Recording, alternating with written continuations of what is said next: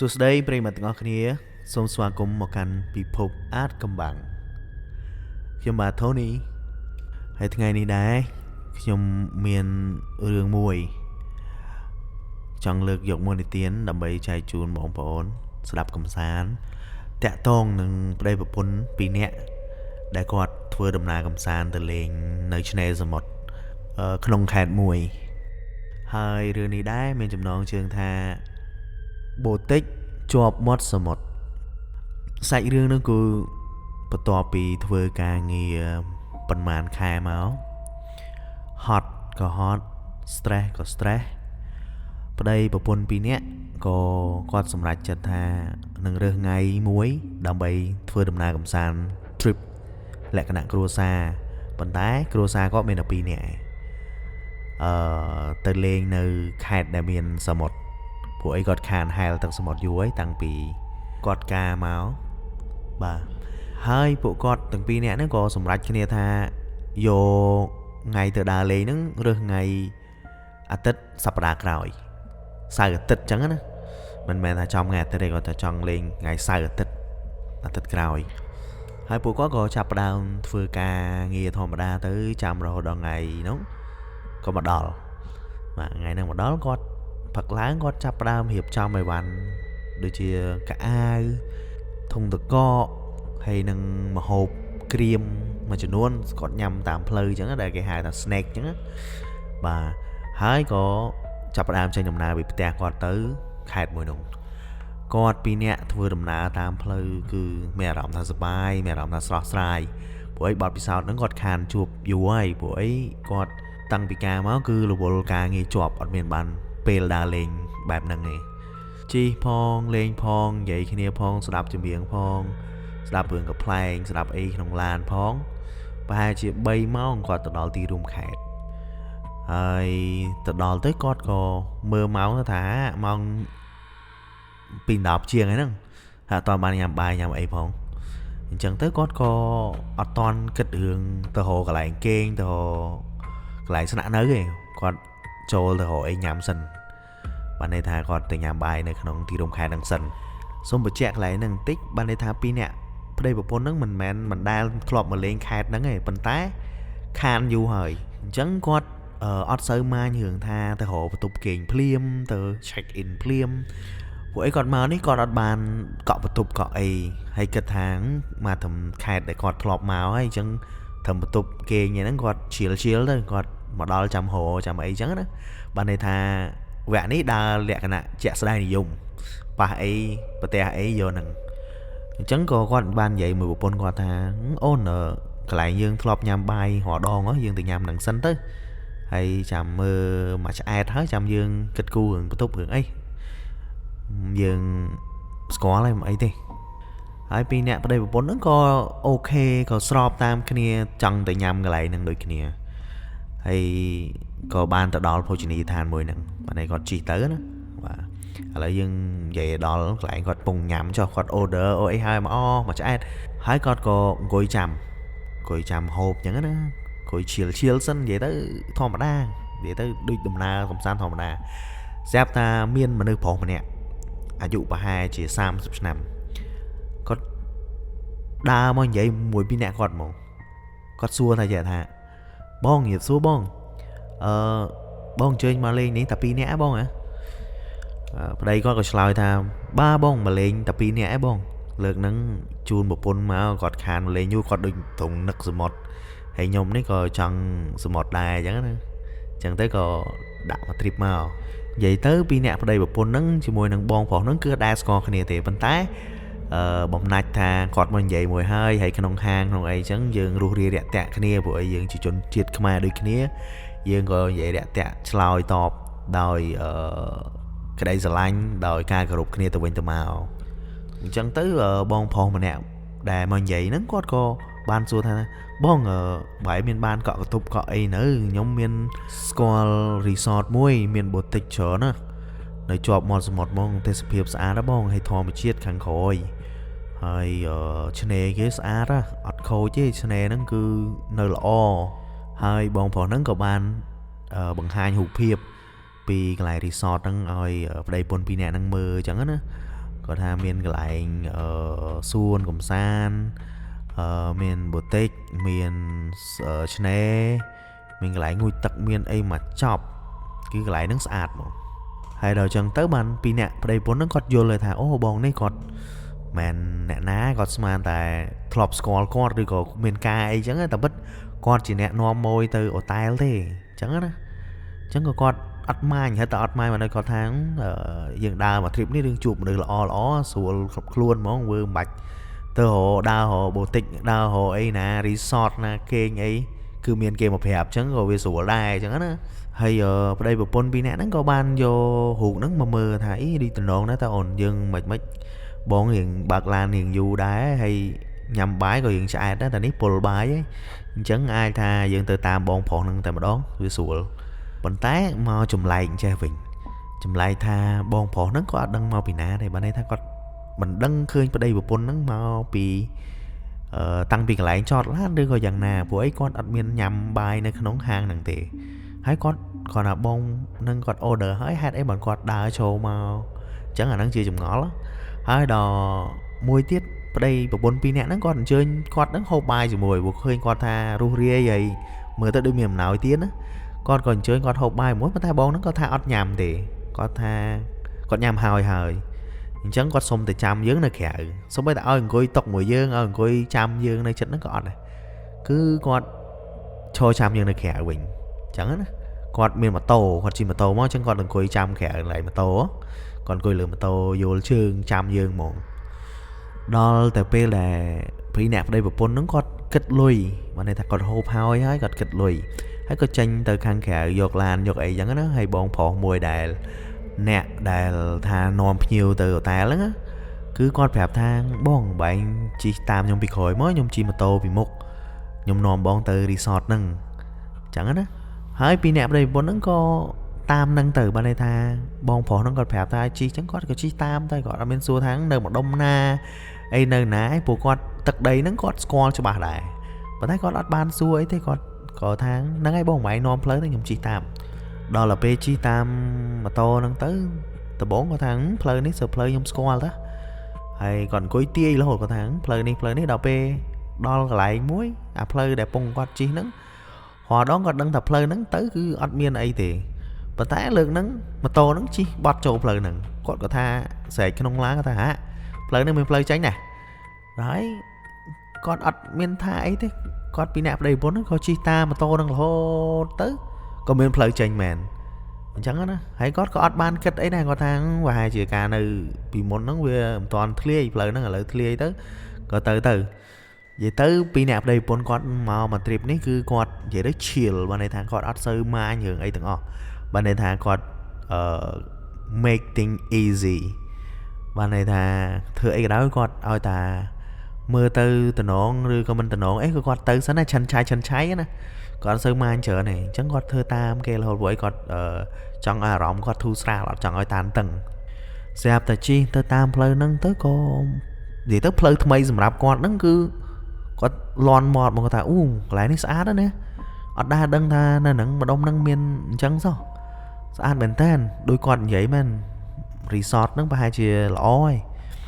ហើយចាំមើលខ្ញុំពណ៌នាអំពីផ្លូវហ្នឹងបានន័យថាផ្លូវហ្នឹងជិះទៅគឺនៅខាងឆ្វេងគឺមានភ្នំមានព្រៃបានន័យថាដើមឈើហើយនៅខាងស្ដាំគឺមាត់សមុទ្រតែម្ដងអញ្ចឹងណាស្អាតវែងយើងមើលទៅស្អាតណាហើយពេលហ្នឹងខ្យល់ក៏មានទៀតខ្យល់មកហើយយើងបើកកញ្ចក់ឡានមកគឺខ្យល់ជំនោរសមុទ្រហ្នឹងគឺឈ្ងុយហ្មងបានន័យថាអ្នកទាំងអស់គ្នាបើសិនជាទៅលេងសមុទ្រដឹងហើយពេលយើងជិះទៅណាពីឆ្ងាយពីផ្ទះមកឆ្ងាយអញ្ចឹងទៅវាក្លិនផ្សេងហើយពេលយើងទៅដល់សមុទ្រហ្នឹងយើងបើកកញ្ចក់មកគឺក្លិនទឹកសមុទ្រហ្នឹងគឺឈ្ងុយហ្មងនិយាយទៅខ្ញុំយល់ថាអ្នកចូលចិត្តទៅលេងសមុទ្រគឺយល់អារម្មណ៍ហ្នឹងហើយអញ្ចឹងតមកទៀតពេលទៅដល់ផ្លូវហ្នឹងតាមផ្លូវហ្នឹងគឺ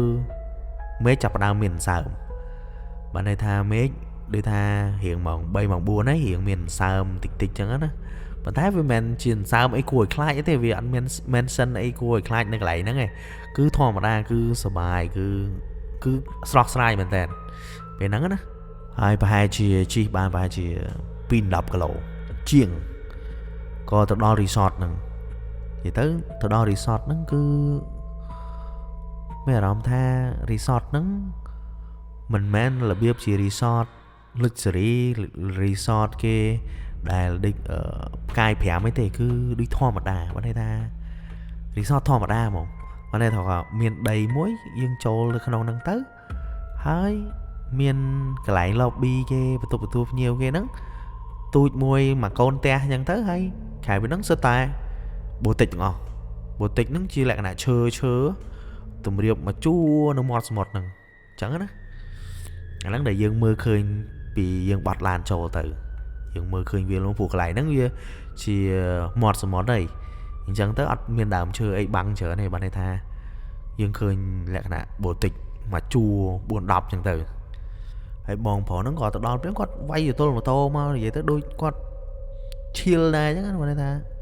គាត់ដេអែមដែរគាត់បានមកដល់កន្លែងហ្នឹងដូចមិញជិះតាមផ្លូវហ្នឹងគាត់សប្បាយចិត្តហើយបានម៉ួយបានអីទៅអញ្ចឹងណាបាទហើយគាត់ក៏សញ្ញោទៅខាង receptionist អញ្ចឹងណាហើយក៏បងប្រុសហ្នឹងក៏នាំពីអ្នកប្តីប្រពន្ធហ្នឹងទៅខាងបូទិកមើលដើរមើលបូទិកមើលគេហៅថាមើលប៉ាន់អញ្ចឹងណាមើល sample មើលអីអញ្ចឹងទៅឧទាហរណ៍បានដើរទៅមកជួរហ្នឹងទៅប្តីប្រពន្ធពីរនាក់ហ្នឹងគាត់ចេះសួរថាកតុបហ្នឹងមិនដែរស្អាតអត់ហើយមានទឹកក្តៅមានម៉ាស៊ីនផ្លុំសក់មានអីអត់ហើយគាត់បងប្រុសហ្នឹងក៏គាត់ថាមានហើយគាត់ទាញសោមកចកោមប៉ុន្តែបើសោហ្នឹងបើយើងមើលទៅមានគ្រប់បន្ទប់ហ្មងគឺគាត់កាន់នៅក្នុងដៃហ្មងអញ្ចឹងណាយើងក៏ចង់ឆ្ងល់ដែរបើន័យថាហេតុអីបានបងប្រុសហ្នឹងមានសោគ្រប់បន្ទប់អញ្ចឹងថាតែគាត់គ្រាន់តែជាអ្នកនាំភ្ញៀវហ្នឹងឬគាត់ជាអ្នកបុគ្គលិកនៅក្នុងហ្នឹងដែរឬយ៉ាងណាអញ្ចឹងទៅគាត់ក៏បានចាក់សោមកបន្ទប់បើកឲ្យបងប្រុសស្រីប្តីប្រពន្ធហ្នឹងមើលទៅហើយពីអ្នកប្តីប្រពន្ធហ្នឹងក៏គាត់ដើរចូលទៅមើលក្នុងបន្ទប់អញ្ចឹងធម្មតាយើងមើលថាខែគេអីគាត់អង្គុយលើខែគាត់អីគាត់បើកវេរ៉ង់ដាខាងមុខមើលអញ្ចឹងណាហើយគាត់ឈរមកសន្ទុះនិយាយពីអ្នកប្រពន្ធគាត់ថាស្អាតណាបានមានកន្លែងគេងមានអីអញ្ចឹងតំណងលើកហ្នឹងមកដឹងសុបាយហ្មងអញ្ចឹងទៅគាត់ឆែកកតុបទឹកឆែកអីមើលតែក្តៅធ្វើអីអញ្ចឹងណាហើយគាត់ក៏ប្រាប់ថាហ្នឹងហើយគាត់ស្រឡាញ់ហើយគាត់ចង់បានបន្ទប់ហ្នឹងគេងអញ្ចឹងណាអញ្ចឹងទៅក៏បងប្រុសហ្នឹងថាអូខេបានអញ្ចឹងសុំទៅ lobby ដើម្បីដូចថាគេយកឈ្មោះយកអីយើងអញ្ចឹងអត្តសញ្ញាណប័ណ្ណអីអញ្ចឹងណាបាទហើយអញ្ចឹងទៅគាត់ក៏ដើរមកវិញចាក់សោបន្ទប់ហ្នឹងអីមកវិញធម្មតាទៅតែពេលដើរមកវិញពីអ្នកប្តីប្រពន្ធហ្នឹងគាត់រៀងចាប់អារម្មណ៍ចេះថាជុំកន្លែងហ្នឹងស្អាតប៉ុន្តែមានអារម្មណ៍ថាដូចមានតែប្រហែលអ្នកហ្នឹងបើន័យថាអត់មានមនុស្ស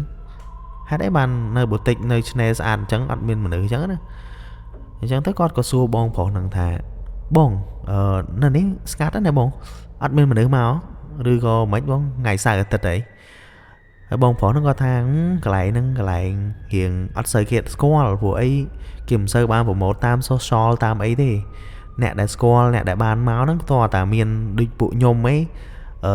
ទៅណែនាំទៅហៅអីចឹងណាបានស្គាល់បើមិនចឹងទេអត់ទេព្រោះអីផ្លូវវាអត់ស្រួលដូចបងជិះមកមិញបងឃើញផ្លូវ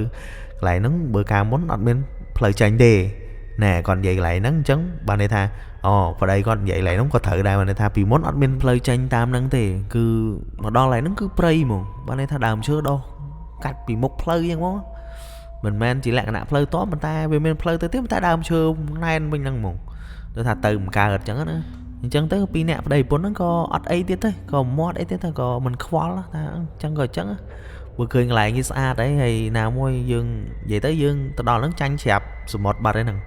យើងឃើញទេសភាពឃើញឆ្នេរសមុទ្រស្អាតស្ងអីហ្នឹងអញ្ចឹងមានអីត្រូវជាមន្ទិលមានអីត្រូវជាខ្វាយខ្វល់អីទេដើរក៏ទៅដល់កន្លែង lobby ទៅកន្លែង lobby ហ្នឹងមានមនុស្សស្រីម្នាក់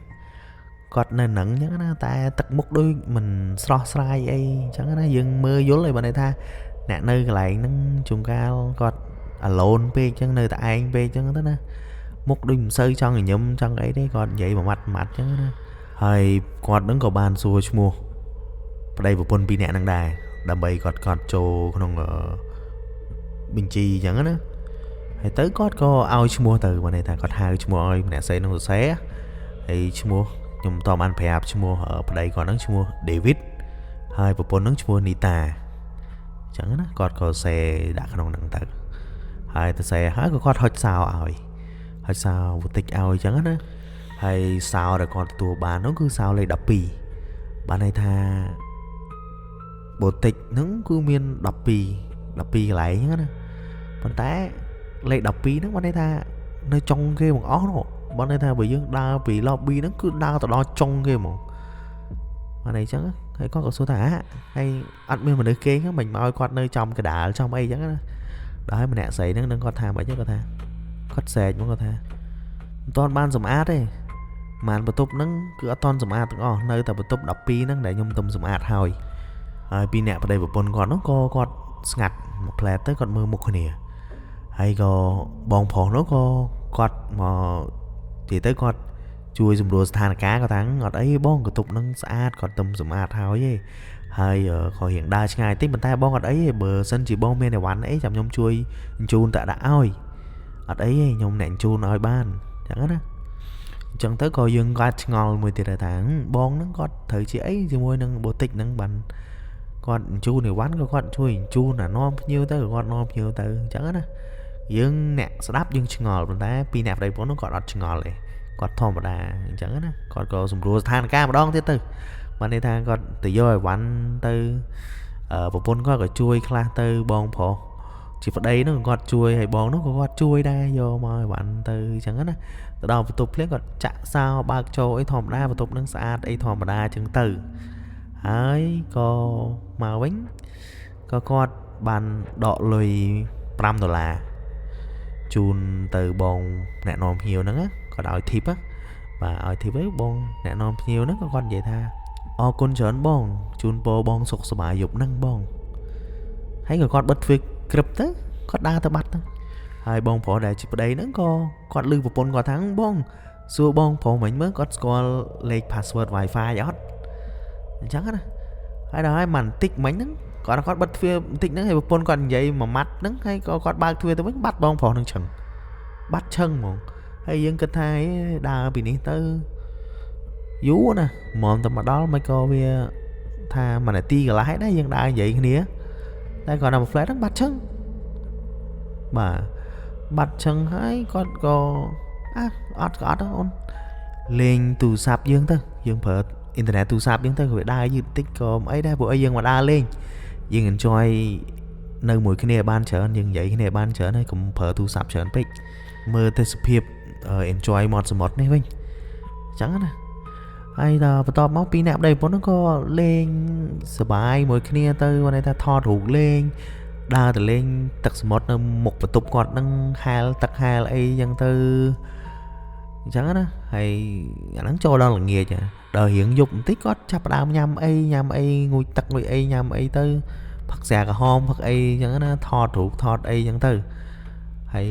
រៀងម៉ោងរៀងយប់បន្តិចប្រហែលជាម៉ោង10កន្លះអីគាត់រៀងសឿងទាំងពីរនាក់ឯងបានគាត់ញ៉ាំស្រាញ៉ាំអីហើយចឹងទៅគាត់ក៏សម្រានទៅដាក់បិទទ្វារវេរ៉ង់ដាមុខទៅបិទភ្លើងបិទអីចូលគេងទៅស្រាប់តែគាត់គេងបាន1ម៉ោងពីអ្នកប្តីប្រពន្ធហ្នឹងគេងបាន1ម៉ោងយើងគិតថា1ម៉ោងចុះរៀងមកសន្ទុះធំដែរអញ្ចឹងណាមកគេងលក់ហ្មង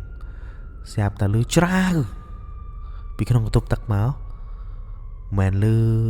បើកទឹកទេណាគឺលឺសំឡេងបាញ់ទឹកប៉ុន្តែបន្ទប់ទឹកហ្នឹងអត់បើកភ្លើងទេប៉ុន្តែលឺសំឡេងបាញ់ទឹកមកច្រាវជុចប្រើជុចអញ្ចឹងណាហើយប្តីគាត់ក៏ភ្ញាក់មកគាត់អត់ងើបទេភ្ញាក់មកគាត់បើកភ្នែកព្រមគាត់លឺអញ្ចឹងគាត់ស្រែកអូនណា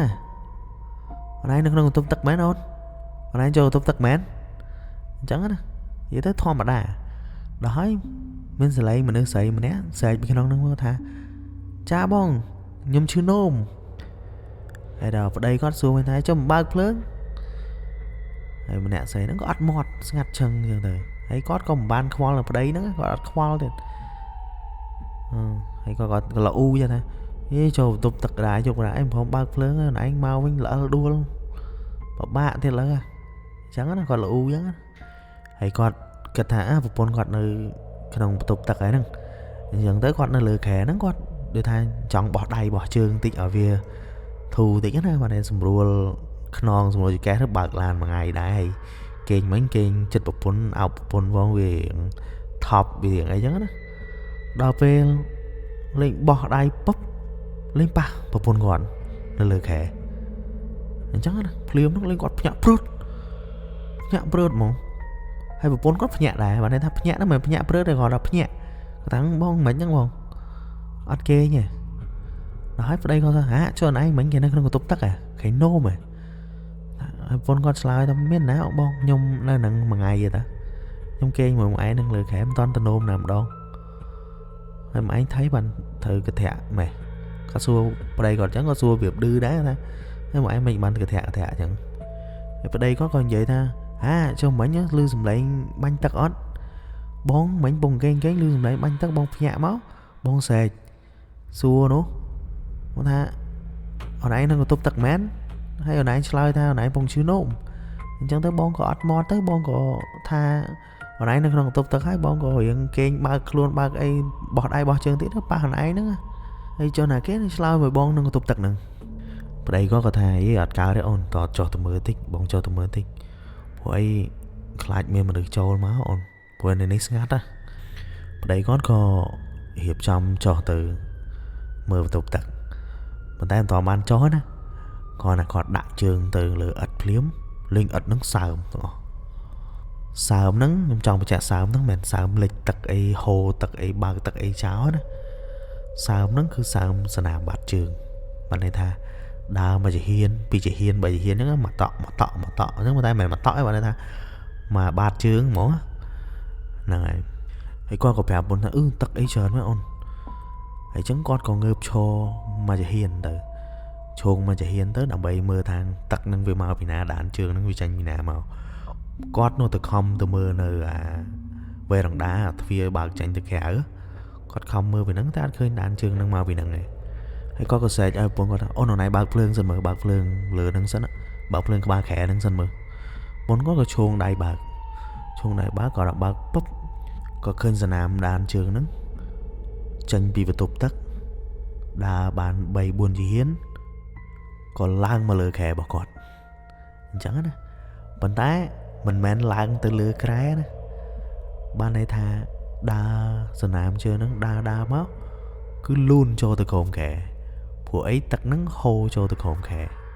hay cọt bùng kênh là lừa khẽ nè chẳng á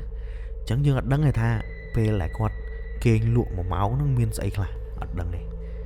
hãy bên nắng ở đây có chừng all bẹp một phun qua ta nó cồn khe có bẹp ta nó cồn khe ta đăng ấy khơi là nam tắc châu ta cồn khe có bẹp chẳng á hãy phun có ọt mò đây còn phây chẳng á bên tay còn bẹp phun qua ta lấy chăm bóng ao tầm mưa dân đừng nguy sợ gì chẳng á hãy phun có tôi đọc phui đừng coi lừa khẽ nó sẽ đọc phui tầm chữ cúng á bên tay còn chập đàn từ bọn qua chữ cúng này ở đây chẳng có chăm ở đây còn phép tại kì xẹp ta ở đây còn đào mà trồng trương vốn có ao mưa xẹp ta ao tới màu vấp nắng ao tới anh mình khơi như ấy vậy bên tay mà khơi như ấy nằng lừa mình ban đây tha còn ao tới thấy ngơ bao bánh có khơi bồn quạt bên tay mảnh nhung vậy tha bộ bồn quạt từ bọn qua chữ cúng thử xẹp ta còn ao lắm còn là ngợp móc lắm sẽ đột chương vô mộng chẳng á hai bên nó một có chập đào một rùa này hay còn nơi ta bật túc nó pi nè hay còn mưa này một con con sợ lọ mà cọt á ban này tha mà nè xảy nên lời khẽ nó lên chưa một con gọt này cứ chập đào một rùa con trong khai một con gọt về năng hai bật tọp năng máu một con gọt sợ lọ bài chia bản đọc sẽ khen tật một con có chập đào mà nhầm một đồng tịnh mà nhầm vậy thế lại cái nạ nhầm không anh nhầm bị một thòm đa tại nhầm á bọn số máy á và nhầm hơi đây có cái sợi xua ta ổn mấy nhá ổn còn xua ta bắn nắng á lên một con gọi nắng gọi tăng tham vậy chứ cứ gọi bên thải gọi sao một គាត់សើចហាហាហាហាហ្នឹងប៉ុន្តែសើចហ្នឹងសំឡេងមនុស្សប្រុសបានន័យថាប្រពន្ធគាត់គឺស្រីប៉ុន្តែសើចជាសំឡេងមនុស្សប្រុសសើចដាក់គាត់មកសើចលឺទៅលេងស្រាប់តែភ្លើងដាច់ភ្លាមអាភ្លើងនៅលើក្បាលត្នេដាច់ភ្លាមហើយបន្ទប់ហ្នឹងក៏ល្ងឹតបណ្ដោយហើយដឹងប្រពន្ធគាត់ធ្វើអីពេលហ្នឹងប្រពន្ធគាត់លើហក់ពីលើខែហ្នឹងចុះមកអត់ហ្នឹងមកហក់មកលើក្រាំងហើយហក់មកអត់នៅឈប់ទេណាហក់ហើយរត់ទៅទ្វារប្តីគាត់រត់តាមពីក្រោយតែទ្វារហ្នឹងគាត់ប្រពន្ធហ្នឹងគាត់កាច់សោបើកភ្លាមដូចមានតែគេបើកឲ្យពីក្រៅហ្មងថាគាត់កាច់ភ្លាមបើកទ្វារភ្លាមកាច់ភ្លាមគឺទ្វារហ្នឹងបើកភ្លាមអញ្ចឹងណាទ្វារហ្នឹងបើកភ្លាមប្រពន្ធគាត់រត់ចេញទៅក្រៅមករត់ទៅក្រៅយកមកហើយអញ្ចឹងទៅប្តីគាត់ក៏រត់តាមតន់ណាបានន័យថាគាត់ណាកាច់ទ្វារពុបបានន័យថាមកជាហ៊ានពីគ្នាប្រពន្ធគាត់រត់ទៅលេងគាត់មើលប្រពន្ធគាត់ទៅគាត់រត់ឃើញប្រពន្ធគាត់រត់ទៅកន្លែង lobby អញ្ចឹងណាគេថាគាត់ប្រពន្ធគាត់ខ្លាចគាត់អីអញ្ចឹងណារត់ទៅនឹងដើម្បីរកជំនួយរកអីណាគាត់ក៏រត់តាមប៉ុន្តែសុភាពដែលពេលប្រពន្ធគាត់រត់ណាអ្នកទាំងអស់គ្នាចាំសម័យមើលដឹងគាត់រត់មកយ៉ាងគាត់រត់ផងគាត់សែកផងគាត់គក់ធូងខ្លួនឯងផងរត់សែកគក់ធូងអូហើយដូចខ្ញុំនិយាយអញ្ចឹងពីលេខបូទិកលេខ12ហ្នឹងទៅដល់ lobby ឆ្ងាយណាឆ្ងាយហ្មងដែរយើងរត់មកហត់ដែរតែគាត់រត់ដូចហោះរត់ផុងគក់ធូងសែកអញ្ចឹងណាផ្អើអស់ហើយឆ្នេរហ្នឹងផ្អើមកហើយលឺទឹកសមុទ្រលឺអីផងឆ្នេរហ្នឹងគឺផ្អើលនឹងសំឡេងគាត់ស្រែកហ្នឹងមកហើយមិញចាំហើយខ្ញុំប្រាប់ថាដាច់ភ្លើងហ្នឹងគឺដាច់ទាំងអស់ហ្មងមិនដាច់តាបន្ទប់គាត់ហ្នឹងគឺដាច់មកកន្លែងហ្នឹងហ្មងហើយផ្លូវរត់ទៅហ្នឹងគឺគាត់អាងតែពលឺប្រច័នហ្នឹងបានន័យថាគាត់រត់តាមប្រពន្ធគាត់ដោយមើលតាមពលឺប្រច័នទេអត់មានភ្លើងទេល្ងិតដាច់ភ្លើងមិញអស់ហើយអញ្ចឹងទៅគាត់រត់តាមរហូតទៅដល់កន្លែង lobby ទៅកន្លែង lobby លឺប្រពន្ធគាត់រត់បុកអាកន្លែងតុកទទួលភ្ញៀវរត់ទៅក្រាបនៅក្រោមហ្នឹងហ្មងបានន័យថាដូចបាំងអញ្ចឹងហើយពេលហ្នឹងបងប្អូនដឹងតែប្តីគាត់បានជួបអីអត់មានជួបអីទេប៉ុន្តែបានឃើញអាចកំបាំងមួយបានន័យថានៅកន្លែងហ្នឹងឮទៅសំឡេងទឹកសមុទ្រសុទ្ធហ្មងអាឡកបងប្អូនសម័យឮសំឡេងទឹកអាឡកពេលយប់បោកម្ដងមួយមកអញ្ចឹងណាហើយនឹងឮសំឡេងប្រពន្ធគាត់យំអារបៀបថាយំតិចយំតិចអារបៀបដើរដកអញ្ចឹងណាដើរដកហ្នឹងហើយថាខ្ញុំសុំទោសឮគាត់និយាយអញ្ចឹងប្រពន្ធគាត់ឮតិចហើយប្រពន្ធគាត់នៅក្រោមតុហើយនៅមុខអាតុកទទួលភ្ញៀវហ្នឹងសាឡុងទទួលភ្ញៀវហ្នឹងមានអាតុក lobby មួយហ្នឹងហើយនៅលើតុក lobby ហ្នឹងគាត់ឃើញសភៅមួយចាស់ហើយសភៅហ្នឹងបើកទំព័រឲ្យខ្លួនឯងហ្មងគឺវាបើកផ្ងាខ្លួនឯងហ្មងបើកមើលទៅក៏គាត់ទៅមើលគាត់ឃើញគេទៅសរសេរឈ្មោះ David និង Nita គឺឈ្មោះពីរអ្នកប្តីប្រពន្ធហ្នឹងពីរអ្នកប្តីប្រពន្ធគាត់ហ្នឹងនៅខាងក្រោមគេបងអស់បានន័យថាភ្ញៀវចុងក្រោយគេបងអស់ហើយគាត់បានមើលការបរិច្ឆេទនៃការសរសេរគាត់រាប់មើលទៅគាត់មើលឲ្យច្បាស់ទៅគឺ17ឆ្នាំមុនអញ្ចឹងបានន័យថាកន្លែងដែលគាត់មកហ្នឹងគឺជារីសតដែលគេបោះបង់ចោលរយៈពេល17ឆ្នាំហើយអត់មានអ្នកណាមកទេគឺមួយយប់ហ្នឹងគឺមានតែគាត់2នាក់ដែលនៅហ្នឹងអញ្ចឹងណាហើយពេលហ្នឹងក៏គាត់ក៏សោបប្រពន្ធគាត់ឡើងមកបដើឡើងមកលើឡានគាត់ចេញទៅវិញទាំងយប់ហ្នឹងហ្មងសូម្បីតែអីវ៉ាន់នៅក្នុងបន្ទប់ហ្នឹងគឺគាត់អត់បកទៅយកវិញទេគាត់ទៅតែម្ដងអញ្ចឹងណាសូម្បីតែមកដល់ខេត្តវិញណាតម្រាំទៅរកផ្លូវមកដល់ខេត្តវិញក៏ជិត1ម៉ោងដែរប៉ុន្តែគាត់អត់ឃើញអីគាត់ថាគាត់ពិបាកជិះមកវិញហើយមកដល់ខេត្តវិញគឺគាត់ឡើងមកផ្ទះវិញហ្មងគឺគាត់អត់នៅទាំងខេត្តនឹងទៀតបាទអញ្ចឹងរឿងនេះមានតែប៉ុណ្្នឹងទេសង្ឃឹមថាបងប្អូនចូលចិត្តហើយស្ដាប់កំសាន្តពីអាចកំបាំងសូមគោរពជម្រាបលាបងប្អូនទាំងអស់គ្នា